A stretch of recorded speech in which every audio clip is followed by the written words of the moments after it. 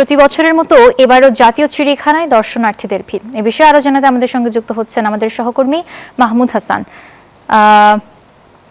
হাসান, এখনকার সবশেষ তথ্য কি রয়েছে? চিড়িয়াখানাতে যারা রয়েছে তাদের মধ্যে ভিড় কেমন দেখতে পাচ্ছেন এবং উৎসবের আমেজ কেমন?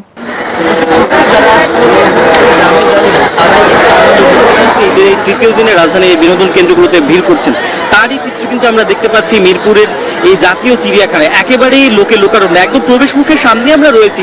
পুরো জায়গাটি কিন্তু শুরু থেকে শেষ পর্যন্ত কিন্তু একেবারে ভিড়ে পরিপূর্ণ রয়েছে।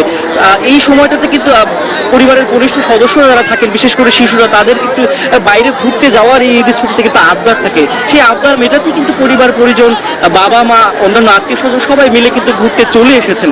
এবং এর পাশাপাশি কিন্তু তরুণ তরুণী সহ নানা বয়সী মানুষ সবাই কিন্তু এসেছেন এবং এই প্রাণীকুলের সাথে এসে তারা ঘুরে ফিরে দেখছেন এবং অনেকেই কিন্তু সেই শৈশবে ফিরে গিয়েছেন। বিশেষ করে শিশুরাও কিন্তু সেই আনন্দটাই উপভোগ করছেন।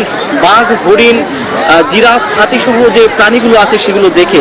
প্রতিটি যে প্রাণীর যে খাঁচাগুলো রয়েছে তার সামনে কিন্তু সকলে ভিড় করছেন, সেগুলো কিন্তু উপভোগ করছেন। ময়ূর সহ বিভিন্ন পাখির খাঁচার সামনে কিন্তু প্রচুর ভিড় রয়েছে এবং শিশু কিশোরদের চোখে মুখে একেবারে অনেক বিস্ময় কাজ করছে। সারা বছর তারা বইয়ে নানান পশু পাখি প্রাণীর কথা পড়লেও এবার কিন্তু তারা আসলে সরাসরি তারা দেখার আসলে সুযোগ পাচ্ছে। এই ছিল আসলে মিরপুরের যে জাতীয় চিড়িয়াখানা তার আসলে চিত্র। দর্শক, আমাদের সঙ্গে চিড়িয়াখানা থেকে যুক্ত ছিলেন আমাদের সহকর্মী রাশেদ রায়হান, জানাচ্ছিলেন সেখানকার ঈদের আমেজ সম্পর্কে। 200-র বেশি সার্ভিস ও ফিচারে লেনদেনের সব বিকাশ অ্যাপে সম্ভব।